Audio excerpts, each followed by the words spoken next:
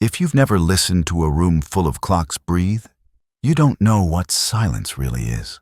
My shop is a narrow slice of Main Street.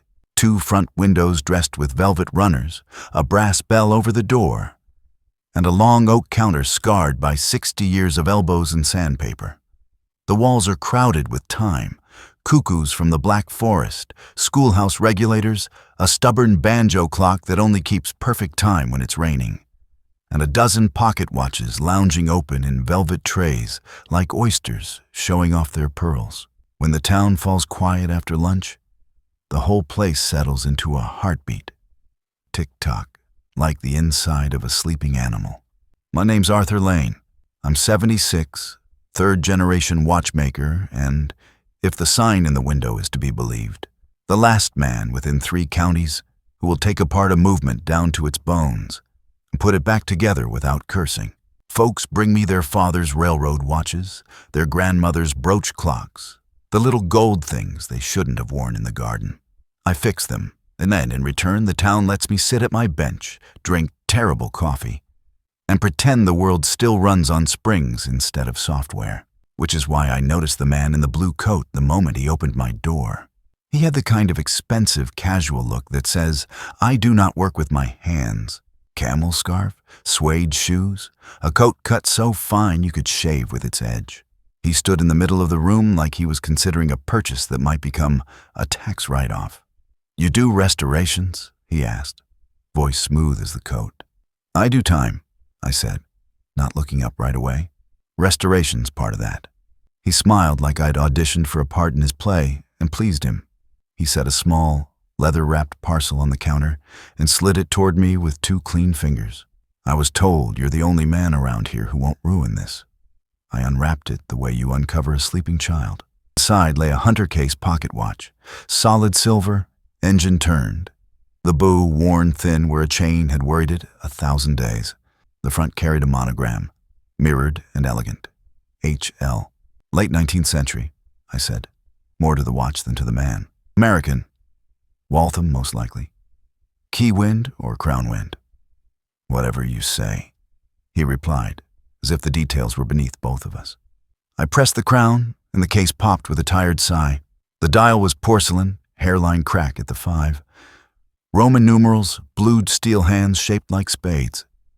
I turned it over and opened the back, and that's when the shop went colder by a degree. The movement plate bore an inscription, engraved by a hand that had known love and whiskey. To Henry Lane, keep your promises. E.L. 1901 Lane. My father once told me, there are 2 kinds of surprises in life. The ones that make you younger and the ones that make you older. Seeing my family name on that plate added a year to my bones. Where did you get this? I asked, too quickly. The man adjusted his scarf. Estate lot. Birch Ridge auction. I'm renovating the old Harriman place. Thought this might look handsome in a glass case when guests visit. It's not a knick-knack, I said. He smiled again, smaller. Everything's a knick-knack in the right room. He tapped the watch. Can you make it run? Oh, it'll run, I said, pretending my hands weren't buzzing. He slid a business card across the counter. C.A. Whitlow, Development Partners. The name landed like a coin, dropped on a church floor. 2 weeks, he said, and I want it perfect. I wrapped the watch back in its leather and set it on the mat beside my loop. He turned to leave, then paused with his hand on the door. By the way, he added lightly, I'm considering buying this block. Freshen things up. Your shop has charm. We'll be in touch. The bell rang, the door shut, and the room full of clocks inhaled again. I waited for my hands to stop shaking before I opened the case a second time. Henry Lane, my grandfather, the man whose tools I still use, whose photograph watches me from the back wall. Dark hair, stubborn chin, eyes that could separate a lie into parts the way a watchmaker handles a train wheel. I wound the mainspring carefully, just enough to feel whether the old steel remembered its purpose. The barrel grumbled, the balance tried and failed, and a sliver of foreign grit whispered across the escape wheel like a secret you're not supposed to hear. I lifted the movement toward the light, and there, just inside the dust cover, I saw it. Faint, but not faint enough. A second engraving, shallow and hurried, as if added later with a guilty hand. Property of Harriman and Sons. The same Harriman family who took my father's land in 1956 for development. The same Harriman whose handshake cost my grandfather his business partner and half his reputation. The same Harriman my family never stopped paying for. The man in the blue coat wanted it perfect. I smiled, not the pleasant kind. "All right, Mr. Whitlow," I said to the empty shop. Let's keep our promises. You don't work on a watch like that in daylight hours. Not with customers wandering in for battery changes and kids pressing their noses to the glass to see the cuckoo pop out. So I waited. I locked up early under the pretense of a supplier meeting, brewed a pot of coffee that could strip paint, and cleared the oak bench of everything except the leather parcel, my grandfather's tools, and the green mat. The Waltham was heavier than it should have been. Not by much, just enough for the balance to feel off in my palm. I'd held enough pocket watches to know when one was carrying something it shouldn't. I eased the case open, set the dust cover aside, and examined the movement under the loupe. Brass plates, frosted gilt finish, a fine regulator, all standard for its day. But tucked near the fourth wheel bridge was a sliver of metal so thin it could have been mistaken for lint. Only it wasn't lint. It was deliberate. A false plate. It shouldn't have been there, and it sure as hell wasn't factory. Using a screwdriver worn smooth by 3 generations of lame hands, I worked the tiny screws free. The false plate popped up with the smallest sigh and revealed a compartment the size of a postage stamp. Inside was a folded scrap of paper, browned at the edges but still intact. My heart pounded in my ears as I unfolded it, careful not to tear the century-old fibers. 5 words, written in a looping, urgent hand. He knows. Burn the ledger. No signature, no date. Just that. I stared at it until the words blurred, until the ticking of the shop clocks swelled into a roar. My first thought was that ledger meant money. My second was that this was no innocent message. It felt like a fuse, and someone had hidden it in a time bomb that hadn't ticked in over 100 years. I slipped the paper into a glass-lined envelope and set it beside me. The name Harriman rolled around in my mind like a loose bearing in a mainspring. My grandfather's fall from grace, the land dispute with my father, and now this. If Whitlow really was renovating the old Harriman place, he wasn't just a developer looking for antique decor. He was digging into something my family, and maybe his, had buried long before either of us was born. The next morning, I called an old friend. Detective Roy Harper had retired 5 years ago, but in a town this size, retired means you still know where the bones are buried. And who put them there? He picked up on the second ring. "Arthur Lane. Haven't heard from you since the 4th of July parade, when you refused to fix the fire truck siren." "It was the best decision I ever made," I said. "Listen, Roy, you still remember the Harriman family?" A pause. "I remember enough." "Why?" "I've got something you should see." There was a slow inhale, the kind you take before deciding if a problem is worth getting up for. "Bring it by the diner in an hour." When I walked into Miller's diner, Roy was already in a corner booth, sipping coffee that looked even worse than mine. I slid into the seat, unwrapped the watch, and showed him the note. He didn't touch it, just stared. "Where'd you get this?" I told him about Whitlow, the estate lot, the engraving with my grandfather's name. He didn't interrupt, but his jaw worked like he was chewing on something too tough to swallow. When I finished, He leaned in. "Arthur, there are things about the Harriman family you don't want to stir up, especially not if someone's spending good money to bring their house back to life." I tapped the envelope. Too late. This stirred itself. Roy sighed, glanced around, then lowered his voice.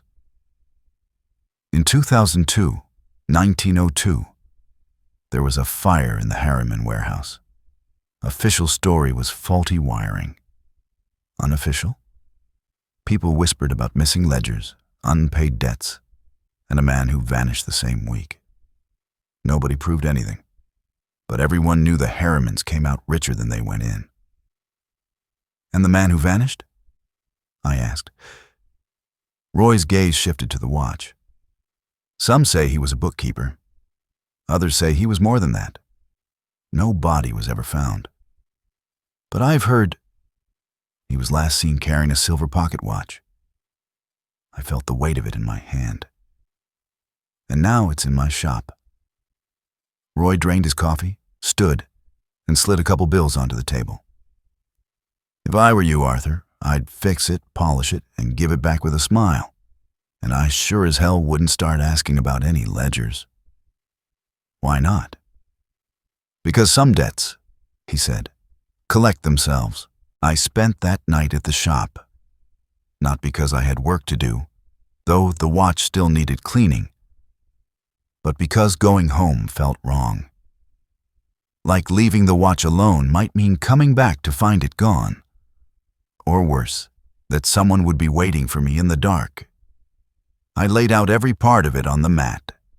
The case, the crystal, the winding stem, each gear and pinion. A pocket watch is an honest thing. It doesn't hide the truth once you open it up, unless you're willing to make it lie. That false plate had been a lie, one so careful it had lasted over a century. By morning, I decided I wasn't going to just hand it back. Not yet. Whitlow came by the shop right at opening, dressed in the same pressed shirt and polished loafers. "How's she looking?" he asked, his tone casual, but his eyes flicking toward the workbench. "Fine," I said. "Beautiful movement. You don't see craftsmanship like this anymore." "Glad to hear it." He reached for the watch, like he might just pick it up and walk out. I slid it just out of reach. "Still needs a few days. Some rust on the gear teeth. Can't rush these things." That's when I saw it. The flicker. Just a fraction of a second in his eyes. Not annoyance about the delay. Something sharper. Urgency. "Well," he said, masking it with a smile. "You're the expert." After he left, I called my cousin Louise, the closest thing our family had to a historian. She ran the local library's archives, and if there was a scrap of paper from 1902 in this town, she knew where it was. When I mentioned the Harrimans and the fire, she didn't ask why I cared. "Come by," she said. "I've got something you'll want to see."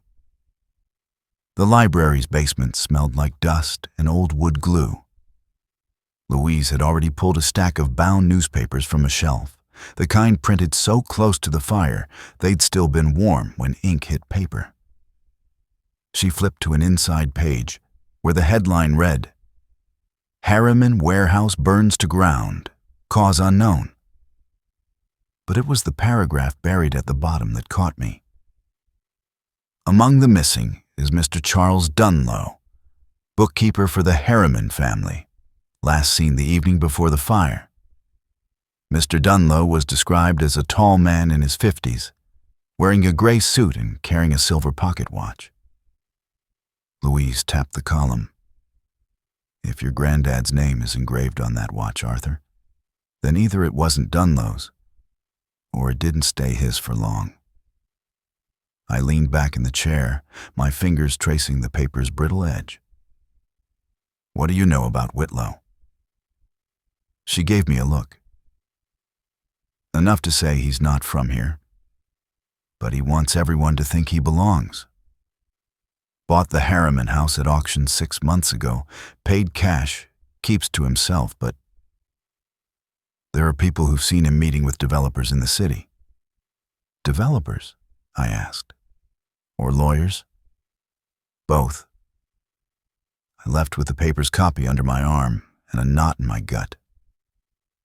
When I got back to the shop, there was an envelope taped to the door. No address, no stamp, just my name. Inside was a single Polaroid, the kind nobody uses anymore. It showed the interior of my shop, my bench, the watch, sitting where I'd left it. Only in the picture. It was gone. I stood there on the sidewalk, Polaroid in hand, staring at the empty spot on my bench. I hadn't taken this picture, and I sure as hell hadn't let anyone inside. The shop door's lock was intact, the windows undisturbed. Whoever had been in here had a key, or knew how to make it look like they didn't need one.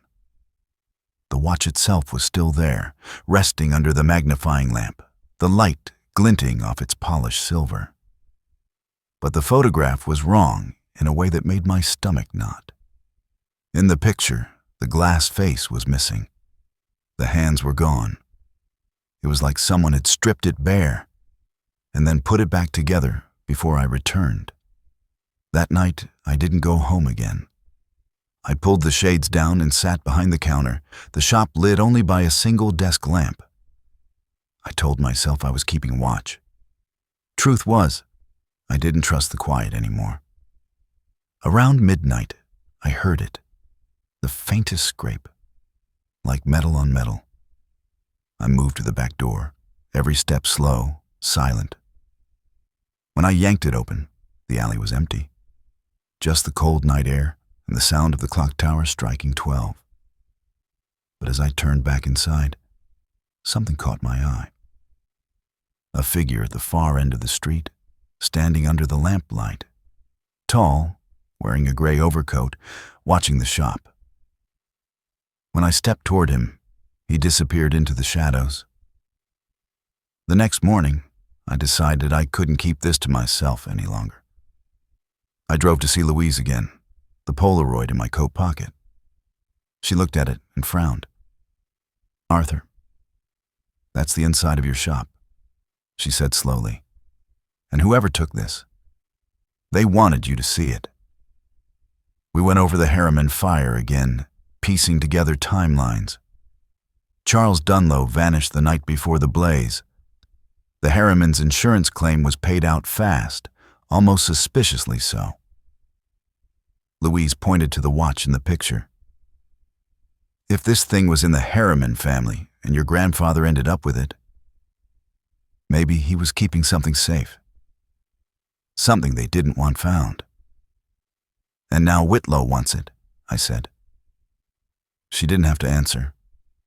We both knew. That evening, Whitlow returned to the shop. He smiled like nothing had happened. "Hope you're making progress," he said, slipping off his gloves. "I'd like to have it by the weekend." I looked him dead in the eye. "You'll get it when I'm done, not before." For the first time, the smile didn't reach his eyes. And as he left, I noticed something. The faint ticking coming from his coat pocket. It wasn't the watch I was working on. That ticking I heard in Whitlow's coat wasn't the slow, measured beat of my grandfather's watch. It was sharper, faster, a modern escapement pretending to be old. He didn't notice I caught it. Or maybe he did, and just didn't care. Either way, when he left, I pulled my coat on and followed. The streets were wet from an afternoon drizzle, and Whitlow's polished shoes left clean prints on the sidewalk. He walked with purpose, cutting through the side streets toward the train station. Half a block from the platform, he stopped at a coffee shop and slipped inside. Through the rain-smeared glass, I saw him sit down with a man in a dark suit.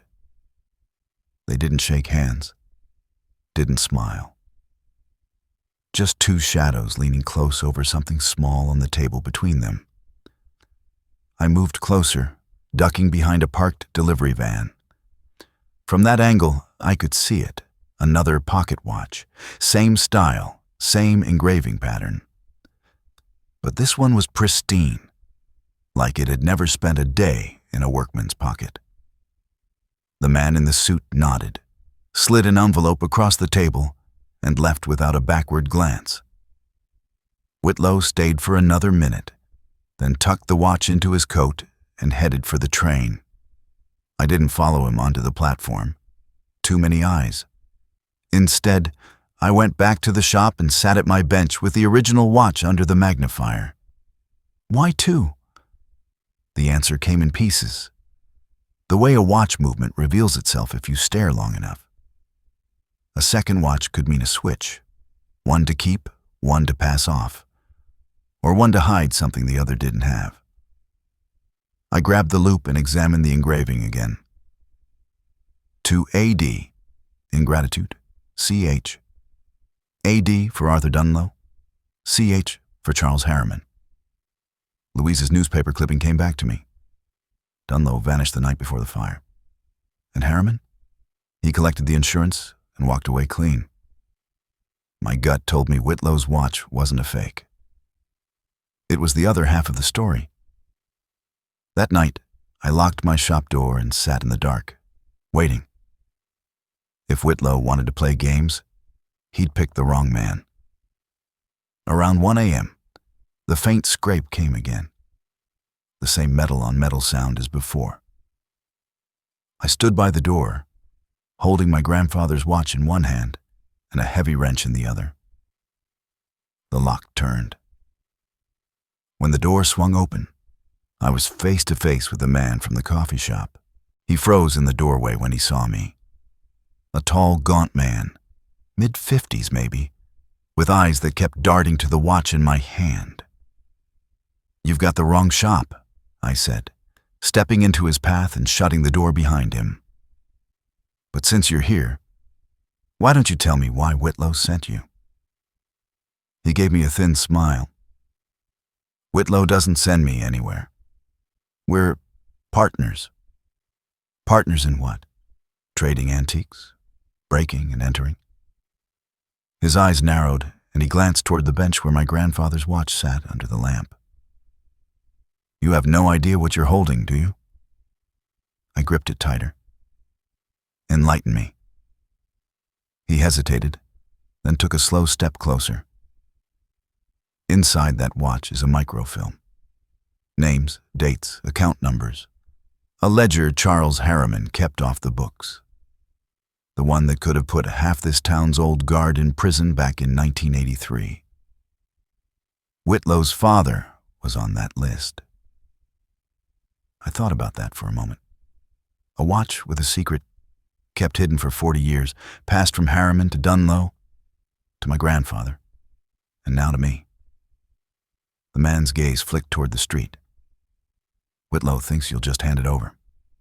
But I know better. That's why I'm here." "And what do you want with it?"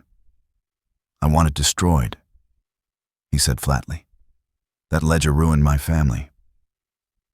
There was a long silence, just the sound of the rain outside and the faint hum of the shop's clock radios.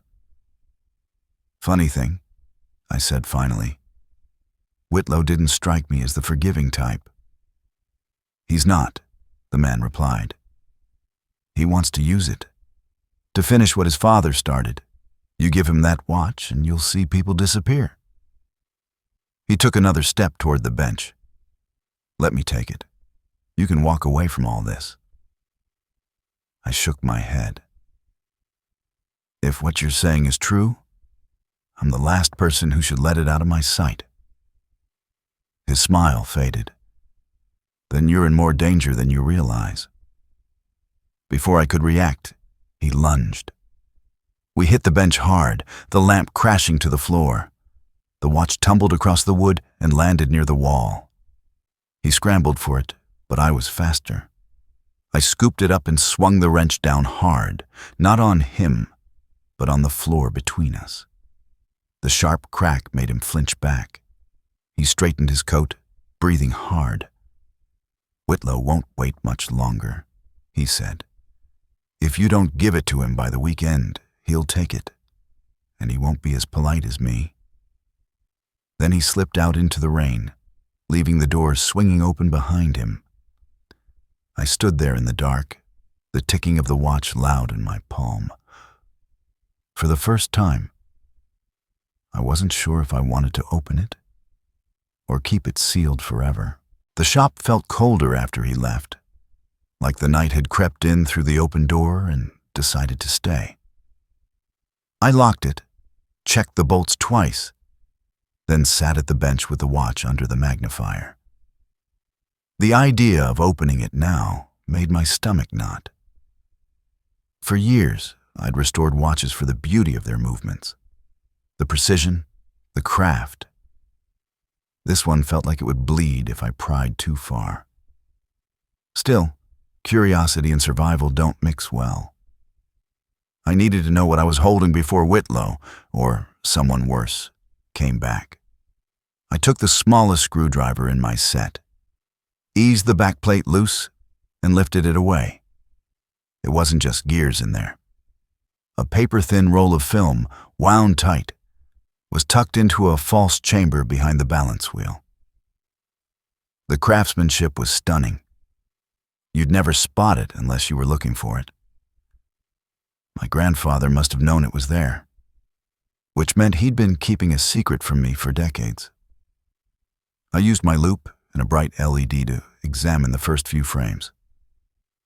Even at that magnification, I could see the neat, typewritten lists, names, dates, dollar amounts. Some names I recognized immediately. Old mayors, business owners, judges. People who'd built this town's shiny veneer while their hands were deep in something rotten. And one name made my blood run cold. Eli Whitlow Sr. I sat back, the weight of it sinking in. If Whitlow got this, it wasn't about justice. It was about leverage, twisting old debts into new power. I thought of the man from the coffee shop, saying it ruined his family. I thought of Louise's half-whispered rumors about Harriman's untouchable friends. And I thought of my grandfather, holding on to this watch for 40 years and never telling me why. The rain had stopped outside. The street was empty, but my gut said I didn't have much time. I packed the watch into a small case, then pulled out an old cigar box from under the bench. Inside were 2 other watches I'd been restoring, similar enough in size and age that, with a little effort, one could be made to look like the Whitlow piece. A decoy. If they wanted the watch so badly, maybe it was time to give them one. Just not the one they were expecting. That night, I didn't sleep. I worked until dawn, swapping cases, matching engraving styles, even aging the metal to look convincingly worn. By the time the sun came up, I had 2 nearly identical watches. One with the ledger still hidden inside, and one hollow, holding nothing but air. Whitlow called the next afternoon. No, how are you, or hope the shop's doing well. Just, Arthur, I'll be by in an hour for my father's watch. I told him it was ready. The truth was, my hands were steady, my voice calm, but inside, I could feel the clock ticking down to something irreversible. When he arrived, he looked sharper than usual. Tailored coat, silk tie, that smug half-smile he wore like a badge. 2 men lingered by his car across the street, clearly not here to admire my window displays. "You have it?" he asked. I slid the small case across the counter. He opened it, inspected the watch like a jeweler appraising a gem. The engraving gleamed under the light. I'd even given it a faint polish, just enough to make him believe I'd handled it with care. "She's beautiful," he said, fastening it to his wrist. Funny to think something so small can change everything. His tone was casual, but I caught the glint in his eyes. He thought he'd won. I waited until he was halfway to the door before speaking. "Whitlow," I said, "if you're planning to use whatever's inside that watch, be careful. Some debts don't pay out the way you expect." He turned, smirking. "And some men don't know when to mind their own business." Then he left, his shoes clicking down the sidewalk. The real watch, the one with Harriman's ledger, was in my jacket pocket. Later that night, I mailed it to a friend in another state, someone I trusted more than anyone alive, someone who knew how to get a copy of the film to the right hands without my name ever being attached. A week later, the town was buzzing. Rumors about documents circulating at the state capitol. 2 councilmen resigning. A judge suddenly announcing his retirement. Whitlow kept a lower profile, but I heard whispers, angry ones, that he'd been tricked. I never saw him again. The 2 men who'd been with him that day stopped coming by the coffee shop. The air in town felt lighter somehow, like a storm had passed. One rainy afternoon, I found myself sitting at the bench with a decoy watch in my hand. The gears ticked along, empty and harmless now. My grandfather had once told me that every watch tells 2 stories, the one you can see and the one you can't. I understood that better than ever. As I locked up for the night, I glanced at the clock over the door. The hands were just shy of closing time, but in my line of work, the important things rarely happen on schedule. And some orders, I realized, aren't about payment at all. They're about making sure the right story gets told, and the wrong one never does.